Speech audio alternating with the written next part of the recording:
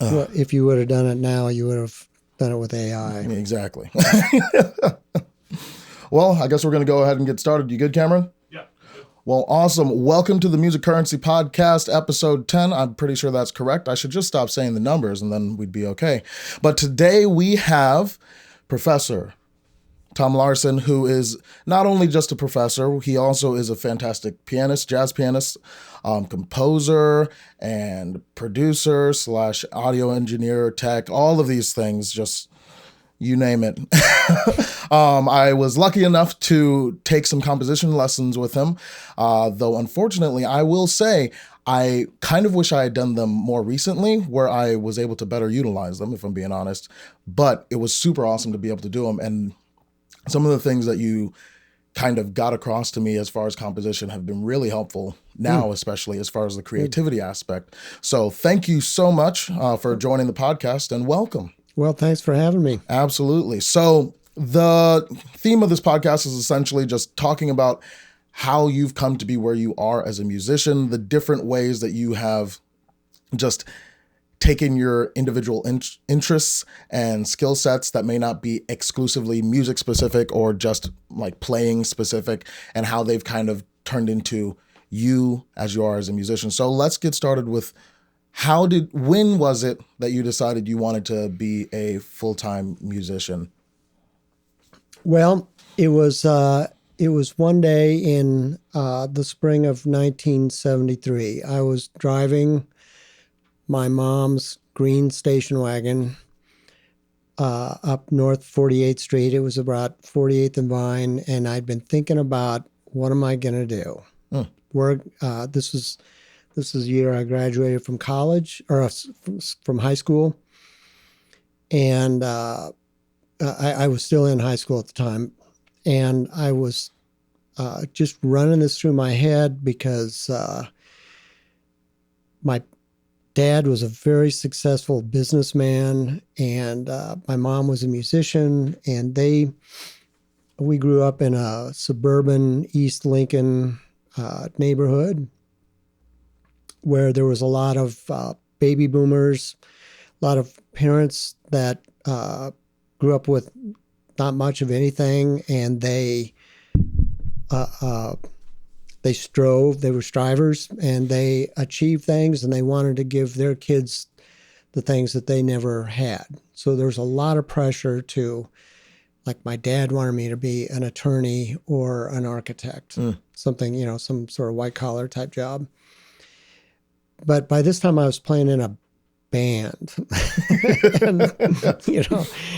and so I was having this I was just going through all these thoughts in my head. And at one point there on North 48th Street, I realized I've got to go for this. I mean, if I go into law or architecture, I'm always going to be thinking about, oh man, wish I would have, done music.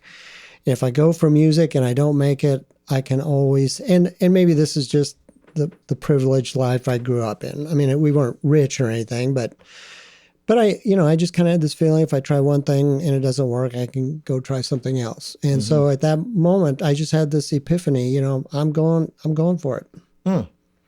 So you were in a band, and now what kind of band was it? What?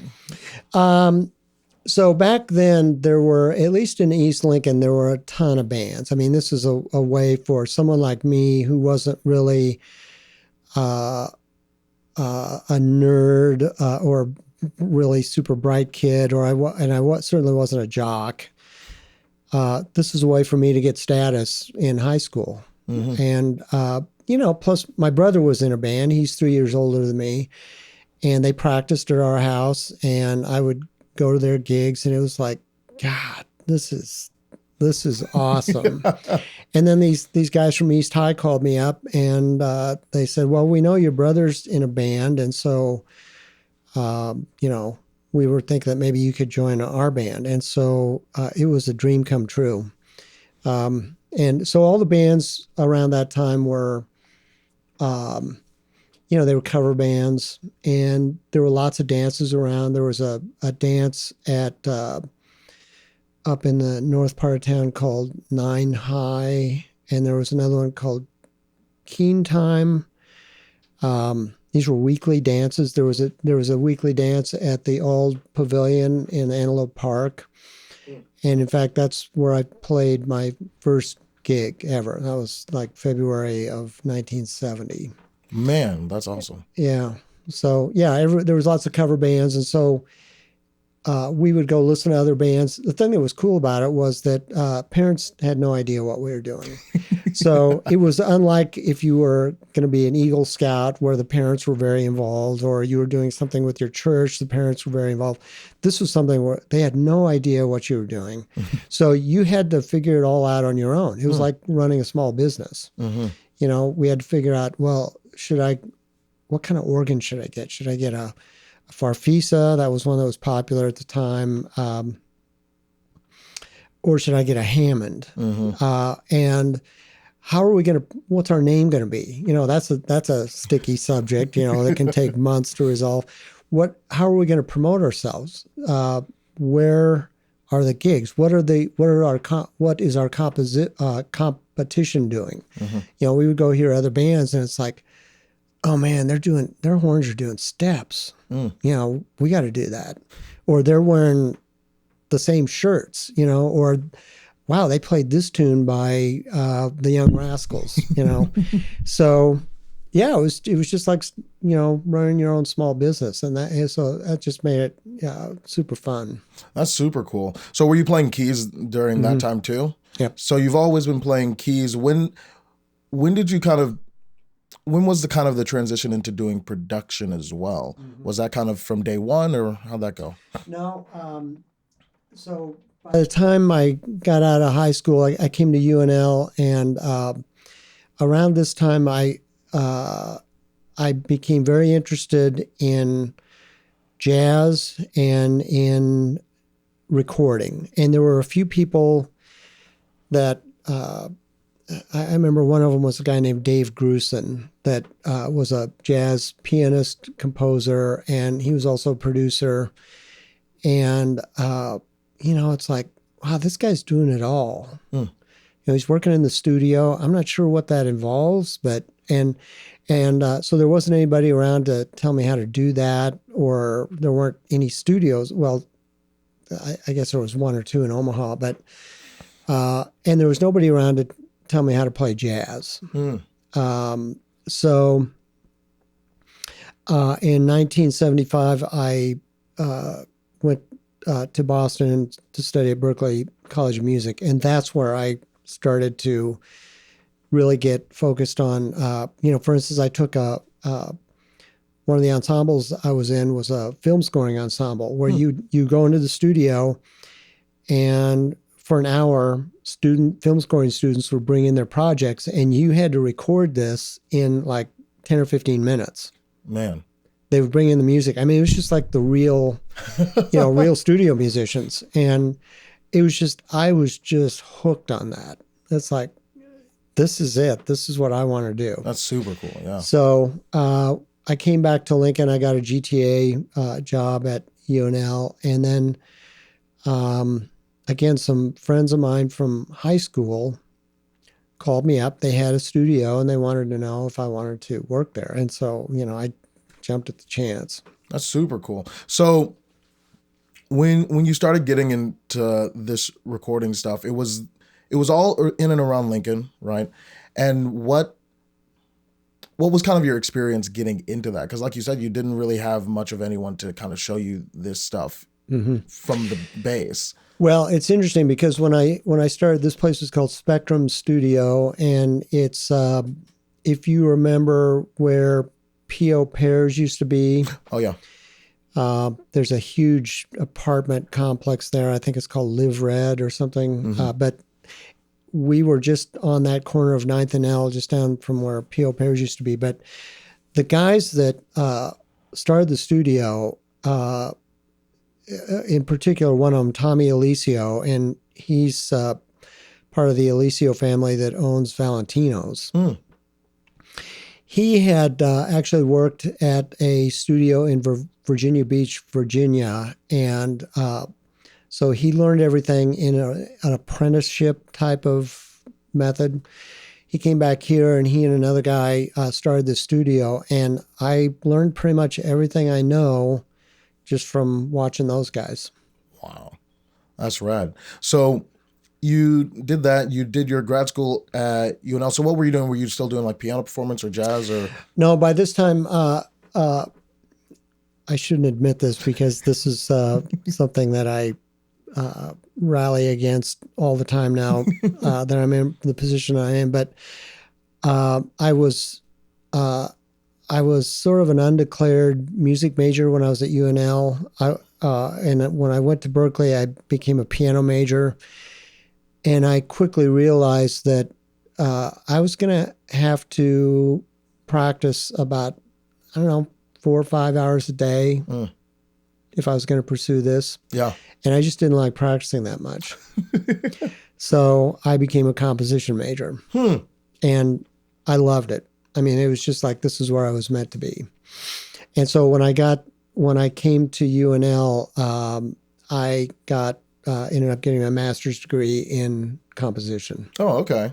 So why do you rally against it now? Well, because I think there's a lot of people that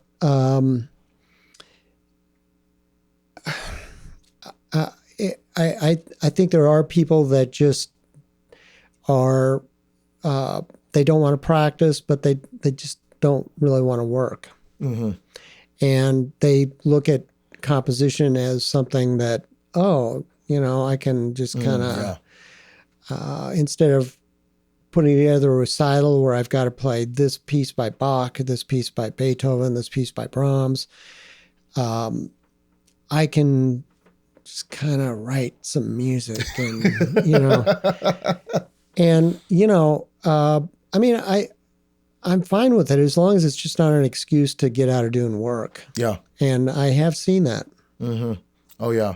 So I think something that I've found really interesting as I've pursued composition more recently, I think when we did lessons was the first time I finally started getting into composition again and being a little more confident about it. Mm-hmm. I know for me, I had always really loved the idea of writing, but I felt like everything I wrote was trash, except for like one or two things randomly. You and every other composer on the planet. Yep. But the thing that I really kind of struggled with was the idea of like applying theory to composition, because my mindset was almost like how I view like doing math, of as long as you understand all these blocks, you can just throw them in and they'll just kind of make something, right? And then you add a little bit of spice in there of your ideas. And for me, I would always get stuck because I was like, this doesn't seem like it's right. And lo and behold, there's conventions and there's like patterns and ways to like utilize like ideas of changes and like the ways that you're doing harmonizations and all this sort of stuff. But it's not so much that anything is necessarily right as much as I think the way I describe it now is it convincing? And so I know when we were working together, the thing that stuck out immediately, I think you were talking about how you had, I think, worked with Fred Hirsch or something for a lesson or something. And he had like shown you some of how he does his harmonizations and how he does his writing. Things. Yeah. And I was like, oh, this is cool. This is awesome. I like this. And you had said in relation to this, just like, well, is the note in the chord and can it fit in a chord? What chords use this note? And I remember we wrote out all the chords that would go with a note. And I said, oh, so it's not so much necessarily the theory aspect of it, is more so just being able to recognize those patterns and apply different ideas for patterns and see what might be the direction I want to go. Yeah. Students, rightly so, get really into the weeds in music, theory and this is right and this is wrong and everything. And one of the things I like to do with students in private composition lessons is to get them to kind of step back and view what they're doing from a 30,000 foot viewpoint. Mm-hmm. why did you put that 7/8 bar in there? Is that just to show that You know how to count to 7. you know how to count to 7, and it's gonna it's gonna show off my composition chops, or does this make the piece better? I could make the argument that it's not doing anything to make the piece better. Yeah, the composition faculty will look at it and go, "Oh wow, he can do that." But it's again, and there's once you, I think that's a real valuable thing. I had a student once that brought in this guy could write 10 minutes of music every week, and he brought in this thing that was really interesting, but it was just kind of like, where are we going with this? And then about 2.5 minutes in, he settled on something that was like, oh, wow, this is really cool. And then he moved on. And it's like, wait a minute. You've got a house here with a 6-stall garage and 900 square feet of living space. I mean, that's, this first part is great, but that's needs to be cut down, and this part needs to be expanded. And you can. That's sort of losing what do they call it, the side of the forest for the trees. And I think students need that a lot. Just to kind of get an idea of why am I doing this? What I mean, music composition is to communicate things to people, and it's not necessarily to show off your chops. Oh yeah, 100%. I really like that, because for me, it I think everyone hits that. It's I'm trying to show off I know how to count. I just did a recital where I did 6 arrangements and compositions, and I distinctly remember like half of them at least were, well, I know how to count to 9. Do you? Well, I'm sure they were better than what you're characterizing them, but yeah, it's kind of a thing. You kind of, like I say, our job especially when you're talking about anything in higher ed, we need to dig into the weeds and show people what theory is and how these instruments work together and what this style is versus that style. But eventually they're going to create their own style and their own voice, and they kind of need to have that ability to step back and, what have I done here? Oh yeah. So what is the kind of your mentality for kind of approaching these students when they're composing, and you're saying like, why are you doing this? Kind of like, what is the purpose of this bar? How do you approach them and kind of expand that with them? Well, that's a real good question, because a student might bring in something that they've obviously put a lot of work on, and it just, there's something about it that just is not really grabbing me. And so you kind of have to look at the score and listen to it a few times and kind of figure out, what it is. Yeah. And a lot of times it's just not looking at the big picture. I'm real big on talking about form, with students that come in with something and it's pretty cool what they've got. And I'll say, well, how's this going to end? And they have no idea. Those are all sort of big picture type things. And it's, I had a student not too long ago that was he was writing a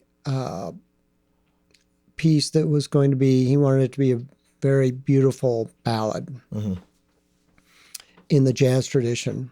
And it just was so wrapped up in, this reharmonization and that, I mean, it was just too complicated. I told the student, I want you to go back forget all the orchestration you've done and everything, and I want you to just rewrite this tune in a lead sheet form. Just strip it down to melody and harmony. And the harmony can be as simple as, no non-diatonic chords. Just make it as simple as you possibly can. We can always make this more complicated. We can always make this more interesting. We can add some reharmonizations. We can add a 6/4 bar here, or that stuff's easy. The hard part is coming up with something that's a works that you can use as your foundation. I teach a film scoring class, and every week they have a different assignment. Their assignment today is what is their assignment today? I can't remember right off the top of my head. But one of the classes, one of the assignments later on in the semester is they have to write a theme. That, and I give them a couple clips and they can choose one or the other. And it's got to be a really strong theme along the lines of, something you might hear John Williams write, or, Breakfast at Tiffany's has Moon River in it playing constantly throughout, or Raindrops Keep Falling on My Head was in Butch Cassidy and Sundance Kid. And this is, it's really hard to do. It's really hard to do, because we're not used to stripping things down and just making them as simple as we can. Yeah. And then go from there. Oh, yeah. So coming into that, the question that I then kind of have is composition for a lot of people seems like, music in general seems like for a lot of people something that you're kind of just sitting in a box and like writing out your music and praying that you finally find someone to take your stuff or to maybe give you a commission here and there. How, because I know you teach like music entrepreneurship, how do you kind of integrate those together into something that seems like a viable reality? As far as like making money? Yeah, making money. Being able to not live in a box, ideally, or or the next closest thing. Well, the music business has changed dramatically in the last 20 so years. Once and really the primary agent in all this change was Napster. The technology was there. They figured out how to make music available online for free. And Steve Jobs came along and figured out how to monetize that with iTunes. And then streaming came along. And I don't think that anybody has quite figured out the streaming equation yet. We just had this Hollywood Writers Guild strike that just got settled, and that was one of the issues. They're not just like musicians and composers. The streaming has just, so it's very difficult. It's really, really difficult. When I got started, I got hired by this studio to write radio jingles, and which is something I used to kind of be squirmish about admitting, because it was, but I'm really glad I did that, because it taught me a lot about production. It taught me a lot about business. It taught me a lot about how to write really lyrical, strong melodies. And then I got into scoring films, and jingles are not really a part of our universe anymore. There's a few, it's mostly insurance companies that are using them today, but not like they were back in the day. It's a little bit harder to make a living scoring films just because there's so many people doing it. Yeah. So it's a really hard situation to be in today as far as being a composer. And I think probably one of the last refuges for composers is to get a job in academia. And even that's getting more and more difficult. Yeah. So you kind of, if you write music today, you kind of have to have other sources of revenue coming in to augment that. Yeah. So for me, the thing that I kind of think of is, especially because the way that a lot of people will compose now too, not everyone, of course, but they'll use a lot more of DAWs and using like more production software and all this other stuff to, whether it be assist in like making tracks that they can share or use or sell or whatever themselves, or even like go the route of then starting their own smaller studios for other people to come and record. Which I think is something interesting in that route, though I think a lot of people in general, like my mindset has been, I say this from like the vocalist standpoint, like every vocalist should probably have at bare minimum a mic, doesn't really matter what, but with an interface, just because, I mean, you can get an okay one for like $200 or whatever, pair. Yeah, this is $100 mic right here. Yeah, and this is one of the most popular mics on the planet. Exactly. So like that sort of thing to me, I think is a great opportunity for a lot of people to, whether it be start learning how to do the recording themselves and then maybe work together with other people to make their own studios or whatever. Though, I mean, it still becomes the issue of like, well, you still, if you're going to have a studio, you need more than just this mic. Yeah. Well, you touched on something that's really important. You were living in a world today where, when I got into the music business, it was what you had to offer to the world was based on your knowledge, and if you want to get into the studio, it was based on your equipment and the knowledge of how to use it. Yeah. And so you've got a huge investment of time going to school, or in my case, just this years of apprenticeship. And you've got a huge investment as far as money. In 1988, we bought a 24-track analog machine, and we bought a 40-input TAC matchless board. And together, those two things cost us, it was around $55,000. And that now we've got to get them here and wire them all up. Oh, yeah. And, today you can get set up with a nice studio for a couple $1,000. Yeah. So, although when I was in business, my client base was people that were working in and around Lincoln. Nowadays, your client base is anybody in the world. Yeah. Which is great. The bad news is that there's a lot more people out there that you're competing against. And so it's really changed things dramatically in just that aspect. But, there's a lot of things that haven't changed at all. You got to work hard. Yeah. You got to be opportunistic. You got to be ambitious. You got to look for, niches to, fit into. Nobody's doing this. I think I'll try putting together something right in that little crack there and do a really good job of it and see what happens. So I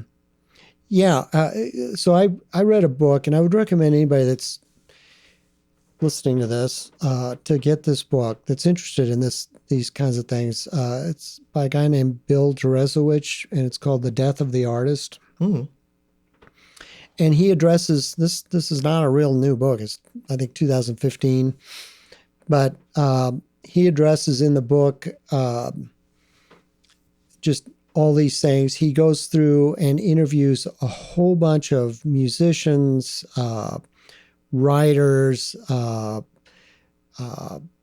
artists of different stripes, and ask them what they're doing to make a living, and what their background is, what they're pursuing.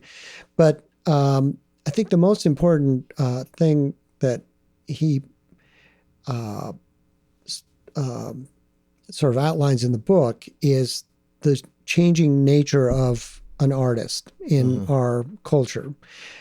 Artists started off as artisans. They worked for a patron, or they worked for the church, and they made things that glorified the patron or the church, And you can see this if you go to Europe. There's all these grand cathedrals all over the place, and all these paintings. I was at the Vatican a few years ago, and it's just all these sculptures and paintings, and everything is all depicting something that happened or how glorious God is, and things like that. At some point in the 19th century, the artists kind of disassociated themselves with the church and with patrons, and they became bohemians. These are people that are kind of forming scenes. There was a scene on the left bank in Paris, and there was a different scene in Vienna, and a different painting and music scenes. But they really didn't have much in the way of financial support. They just had to, get by with what they could do. So these bohemians they congregated together. They lived in the, kind of just their presence in the rundown part of town made that the hippest part of town. And the term starving artist emerged. And then Deresiewicz said this all changed after World War II, when artists started matriculating to academia. And at that point, they became professionals. Once you're working in a university or working for an art gallery or something like that, you're now in certain senses what he calls a professional. So we've got this lineage of artisan, bohemian, professional, but now that has changed. And so the latest thing is what he calls the producer. And the producer is someone that is not relying on an institution to pay their bills. They're learning how to, they may be a writer, but they've also got to know how to create content for social media. They've got to learn how to, put video together. They've got to learn how to market themselves. And that's kind of the world. I mean, I remember reading this, and I was just blown away. It's like this is such an insightful way of looking at this. And anyway, I had him speak at my entrepreneurship class. He was the first speaker. That's awesome. And I could tell I was making some of the students uncomfortable because you get, especially if you're a DMA student, and you've gone all the way through, and you have now you are in your 7th, 8th, 9th year of higher education, and you're focused on becoming the best damn flute player out there. And it's easy to kind of lose track of the fact that, well, yeah, you're going to graduate, you're going to have a DR in front of your name, and you're going to be really good, but there's not maybe a lot of jobs out there. Because the not a pool lot is of ways to shifting. make a living playing the flute. And actually, I think that's really interesting, because this has been similar to something that I've recognized, but in a much more broad sense than the way that you just laid it out. Is I'm seeing a little bits of maybe some of each of those other categories being combined, especially the patronage aspect, I think is being really heavily utilized now in this new producer sort of space. And I think part of it is, I mean, because you're not necessarily going to be focused on being funded by an institution or supported exclusively by said institution, you have to find more, or at least varying sources of support coming from other directions. And I mean, with internet, with things like Napster and iTunes and all this sort of stuff, I guess more so iTunes and that sort of stuff. Now, we're running into this situation where people are more easily able to reach out to just anyone, right? Like you said. And this is something that I've talked with other friends and people about before. It's a lot easier now than ever to find like 1,000 people, 100 people that like you and would be willing to pay for your stuff. And so that aspect of the patronage coming into the producer has really been a huge thing. But like you said, you have to be tenacious about working and thinking outside of the box that has been set up for the like the professional category has existed for long enough now that there's a route. But the problem is, of course, like you said, it's being not entirely replaced, but replaced to an extent by this newer category. There are still jobs out there where you can, another book that I've found to be quite interesting is called Beyond Talent by Angela Miles Beeching. Mm-hmm. And she describes what she calls two types of jobs. There's the job where you go apply and you look at what the requirements and what the recommendations are, and you apply based on how well you fit into that, knowing that you're going to be filling a position that needs to be done in, and most importantly, someone else is deciding whether they're going to hire you or not. Mm-hmm. Yeah. You go into an application and somebody says, "No, I don't think so." Or they say, "Yeah, this is the guy." So there's those kind of jobs, and then there's this other category called the portfolio career, where you are kind of your own boss and you're doing a variety of different things. Yep. And this describes the vast majority of the music world. I did a thing a couple of years ago. I've got a jazz history book out called The History and Tradition of Jazz, and I updated it recently, and I decided I was going to put an epilogue on there. This kind of came about in a screwy way. I just kind of had this idea, and it just kind of worked out. But the idea was, I'm going to interview a bunch of people in New York City that were involved with the jazz economy, and just find out how did they get through the pandemic? Yeah. How did it affect them or not affect them, and what were they faced with? And I interviewed a ton of people. I interviewed the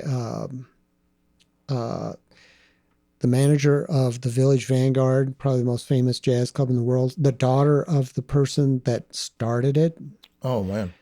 Deborah Gordon, her father, Max Gordon, started it back in the 30s. I interviewed Spike Wilner, who runs Smalls and Mesros down in the Village. I interviewed Rio Sacchieri, who manages the Jazz Gallery in New York. I interviewed Fred Hirsch. I interviewed Dave Stryker, John Ellis, Emmett Cohen, Walter Smith III, and virtually all these people have portfolio careers. They're doing this and that. And these, Fred Hirsch, who's one of the most celebrated pianists on the planet, he's made enough money. He and his partner have a home in Pennsylvania in the woods. So they just took off for there. And he said he got to the point where it was like, I'm just playing video games all day. And then he got tired of that, and he was just kind of reflecting on, is this it? And, he had to just kind of get up and dust himself off. And one of the things he did, it was so interesting. He said, I got a trial version of Logic, the DAW, and I kind of taught myself how to use it and put up a couple of mics on my piano, and he recorded a solo piano album. That's awesome. Yeah, I know it. And see, that's being ambitious. That's being opportunistic. This is what I'm. This is kind of where things are at now. I got to do something, so he did that. And, and so yeah, it's a portfolio career is not.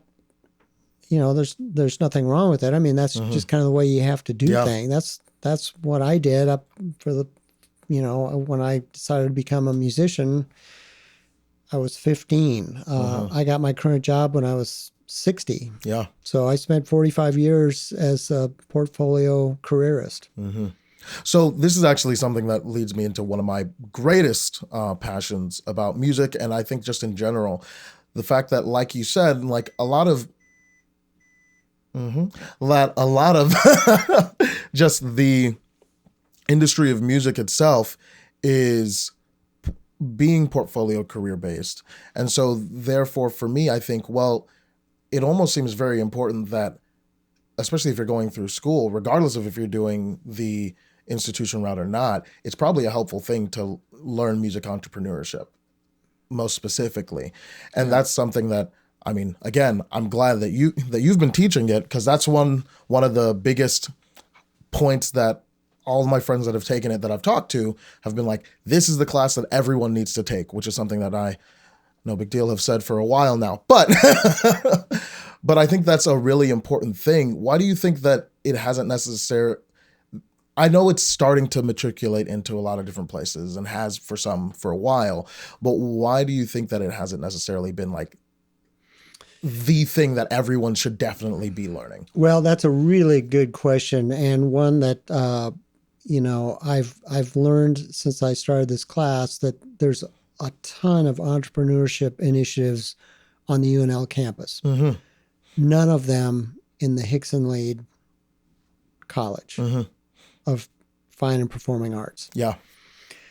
And one of the things that Duresowicz tackles in his book, The Death of the Artist, is that there's a long-held tradition in the arts that if you've found somebody that's willing to pay you for what you've done, you're selling out. And, this is like, I'd rather jump off a bridge than sell out. That's kind of been and I've experienced that myself. Yeah. People just, I remember when I was first becoming a jazz musician, I discovered that, you could go out and play a wedding reception and, you're playing music for people to dance, and there's going to be the, I can't remember what they call it. These little, the dollar dance. Yeah. And things like that. And, that's selling out, as opposed to playing a jazz gig. The problem is the wedding reception, you're going to make $250. The jazz gig, you're going to make $50. Yeah. So, and I knew people back when I was in my 20s that just, it's like, I'm not going to go do that thing. Yeah. But there is this sort of baked in tradition of, if you find a way to monetize, get revenue from what you've done, you're selling out. Yeah. And that's not a good thing. Yeah, very much so. I mean, I think an easy example of that is, I think the people that I've known that are like, I'm not going to teach. I don't want to teach lessons. And I'm like, you could easily teach piano lessons. Everyone and their mother wants piano lessons. It's not even hard. And I mean, it's not even that hard to do well, though, to be fair, some people don't know how to do it all that well. But like, the thing is, like, this is an opportunity to be able to set yourself up in a way where it's not that you're sole focused. And I think this may be part of it. I know this has been something that I've focused on a lot, or I have fallen into, which is, it's not necessarily that your sole focus is the making of the money. Because for me, every step of the way, I'm looking at what aspect of my artistry is like, am I actually approaching, right? What is this that I'm actually working on? What am I developing? What am I doing? What aspect of my teaching, if I'm doing lessons, like, is this about the money, or is this about me actually trying to get my students to learn music and be able to use it and be able to do whatever they want with it, right? I think the selling out aspect, especially for myself, really fell into that position whenever I would lose sight of why I was even doing the thing in the first place. And it ended up being, well, I just need money for this or that or whatever. And so I think the thing that I come away with is a perspective shift, I think, is almost necessary to be able to realize that as artists, as musicians, we can focus on doing the art or whatever, like on creating the art, being true to the music and the whatever it is that we're creating, being true to like still honing our skills and developing new ideas and creativity while still not having that at the expense of being able to eat or Right. have a place to live. Well, everybody's got to start somewhere, and, just like there's no way I would go back into jingle writing today, even if there was a market for it. Yeah. I did it, and I'm glad I did it. Glad it's over, Yeah. But, you see this over and over and over again where people are, I read Stephen Colbert's autobiography. This is, I don't know, 10, 15 years ago. And, that guy was just struggling like crazy for a long time. And he was doing this job and that job, just picking up things wherever he could. I love Dolly Parton's story. She came to Nashville in 1966. Her first record was called Dumb Blonde. And she famously said, well, I don't care what people say about it because I know that I'm not dumb and I'm not even a blonde. But yet she put that record out. Well, that's 1966. By 1980, 14 years later, she's the star of 9 to 5. And she's probably the most famous woman on the planet. Yeah. So that's, at that point, she's able to call her own shots. And, I want to do this. And it's not necessarily because I need to put food on the table or I need to make a bunch of money. It's an artistic decision. And, I think for any artist, I think that's one of the, I don't know, it doesn't have to be for everyone. Yeah. But it's kind of always, I've always kind of thought that way that, you do some things when you're young because you gotta put food on the table. And then, you can kind of start weeding those things out because hopefully they will kind of create this pathway to something that's going to get better and better. Oh, yeah. And I think with that, though, too, the nice thing is if you're kind of aware of like that's kind of your goal, mentally speaking, as best as possible, you're able to kind of, as new opportunities arise and you slowly but surely are gaining more of said opportunities, you're able to say, okay, this gig seems like one that fulfills both of those roles. Great. It may not be a huge one. It may be one where I'm like, well, at least I'm getting paid some, right? Yeah, I've got I've had this unwritten rule for many years that, excuse me, if someone calls me for a gig, it's gotta have 100% quotient. There's either got to be, if it's it's like, I'm going to hate doing this, but it pays a lot of money, or this doesn't pay squat, but it's going to be a really interesting, I'm going to be working with great people. It's going to be very fulfilling. And if it, it's like, it might be 10% money and 90% fulfillment, or it might be just the opposite. Yeah.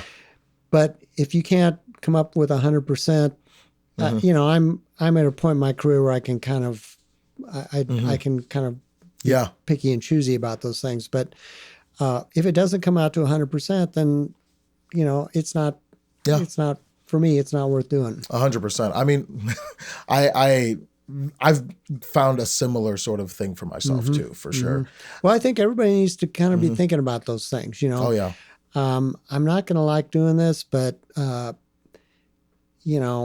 need, Hmm. that $400 would really be nice to have. Yeah. You know. I think that's the greatest part of it, knowing why you're doing something. Because Yep. I think also, and this is the thing that for me, as I've developed like doing small business and working and more entrepreneurial stuff, I've realized that certain aspects of this process are going to be those things that you're not going to like all that much necessarily, but they're to a greater purpose later on, where it's like, I did this one thing that may have kind of sucked, but the end result of it was what I was really aiming for. And that's what Mm-hmm. really got me through and helped me.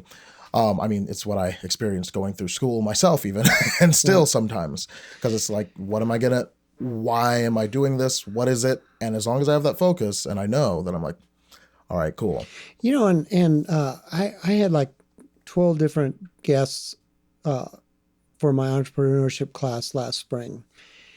And the one thing that I really noticed about every single one of them was that they they just had this burning desire to be a part of this thing. Mm-hmm. And sometimes they didn't really have a clear focus on what it was going to be. Mm-hmm. They just um, I love the story of Barbara Zock, who is the music. I don't know what her exact role is with Lincoln Symphony Orchestra, but Mm-hmm. she's, I think, the um, music or managing manager of it or something. Mm-hmm. But she actually got a music degree, Mm-hmm. and she started working for the Lincoln Symphony. Just she got a job as a bookkeeper or librarian or something, and she started asking around, well, what is it that you do? Well, Mm-hmm. how do you do that? And she learned what everybody did, um, because she was really curious and she wanted to be part of this thing. Well, now Yeah. she's running the whole thing. I've got a friend that I went to high school with that he Bob Marlette is his name. He went out to L.A. At one point, he found that he was homeless. He had no money, and this guy did not have a high school diploma. He Mm-hmm. quit before he got out of high school, and he had severe dyslexia. So think about that. Mm-hmm. He's got like 4 strikes against him. Yeah. Well, he went into an audition with one of the hottest pop acts at the time, a guy named Al Stewart, The Year of the Cat. Mm-hmm. He got the gig, and pretty soon he's touring all over the world. Somebody asked him at one point, do you, I'm looking for somebody to produce a record. And he said, well, I can do that, even though he'd never done it before. Well, he ended up, in his career, he's produced for Alice Cooper. He's produced for Twisted Sister, and I can, he's kind of a heavy metal producer, but I mean, it's, he told me it was real funny when he was out in LA and he was in that situation where he was homeless and didn't have any money. He was in a band with some guys, and they were all in the same situation.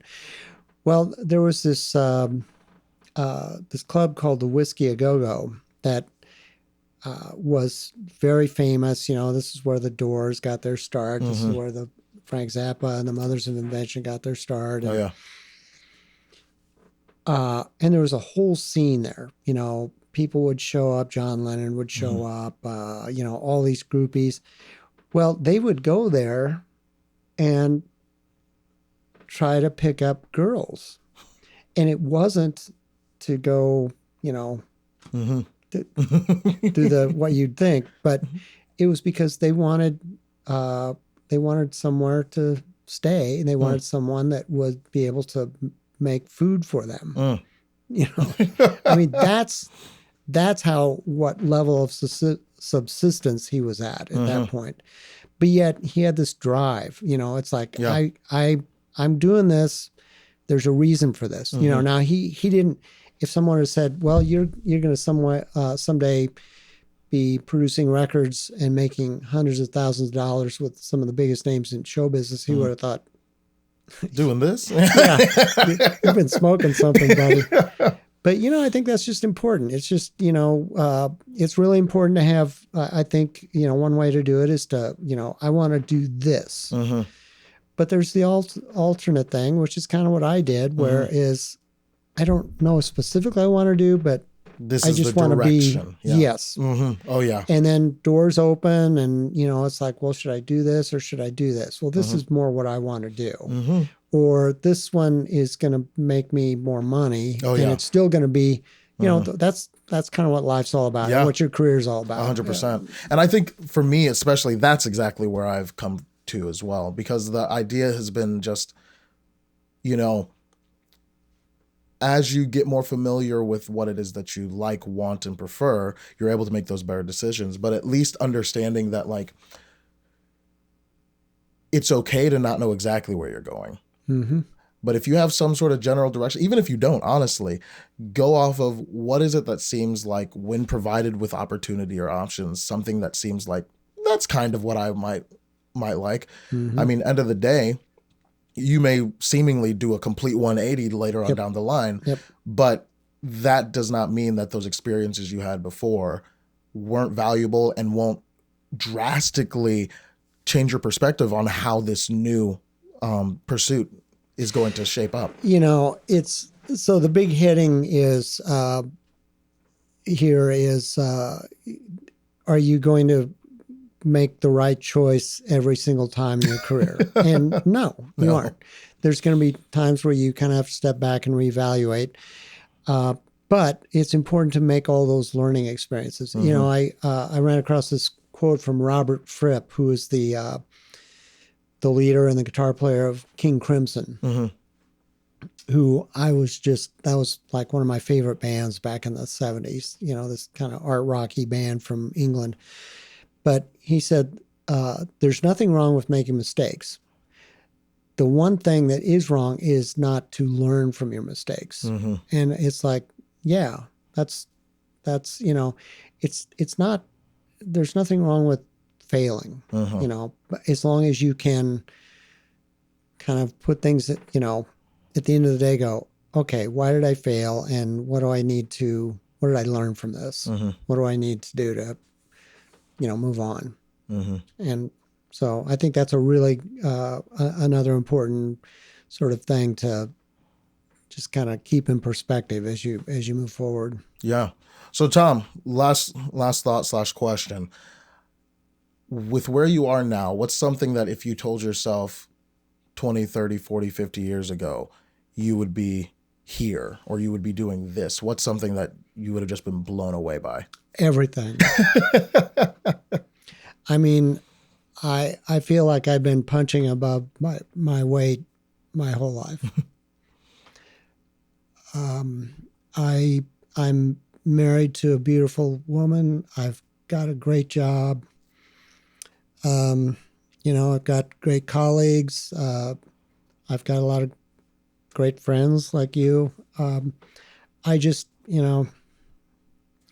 being, I got my master's degree, and I remember the last lesson I had with my piano teacher. He said, "What are you going to do now?" And I said, "I'm going to go work at a recording studio." And he just looked at me like, "What? Well, you aren't going to keep going and get your doctorate and teach?" And I wanted to tell him, I said, this is the last place I want to spend my career. Do I want to be a pointy head professor, or do I want to go out and work in the studio and play gigs and, work up arrangements and get these recording commissions and that was, and there was a lot of people. I mean, there were musicians in Lincoln and Omaha at the time that were doing that. a good example of that is Dean Heist, who's still around. Mm-hmm. There was Dean Heist, Ron Cooley, Rich Walter, Brian Sampson.